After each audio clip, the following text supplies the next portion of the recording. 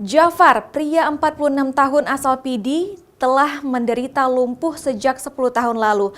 Namun siapa sangka dengan keterbatasan yang ia miliki, Jafar berhasil membudidayakan kambing peranakan dari awalnya 2 ekor hingga kini mencapai 200 ekor dengan memanfaatkan pakan dari limbah tumbuhan. Bagi Jagar, keterbatasan bukanlah hal besar baginya dalam bekerja untuk membudidayakan kambing jenis Borka dan kambing lokal di belakang rumahnya. Pria alumni sarjana perkebunan ini sehari-hari dibantu oleh istri dan tetangganya dalam memproduksi pakan ternak dan merawat kambingnya.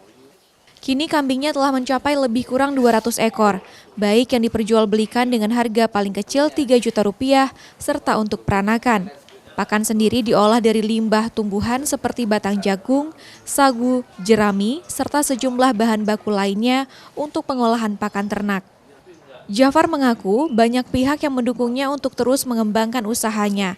Namun karena faktor ekonomi, Jafar bersama istrinya terus memanfaatkan peluang lain seperti susu kambing dan menjual pakan yang telah diolah.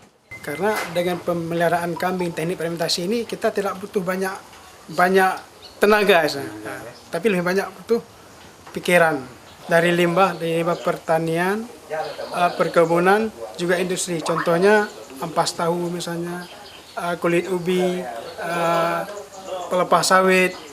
Selain itu, untuk mengisi waktu sehari-hari di dekat kandang kambingnya, Jafar memberikan pelatihan gratis bagi masyarakat sekitar serta para mahasiswa-mahasiswi untuk cara perawatan hewan dan pengolahan pakan dari limbah tumbuhan. Syahril, Kompas TV, Pidi, Aceh.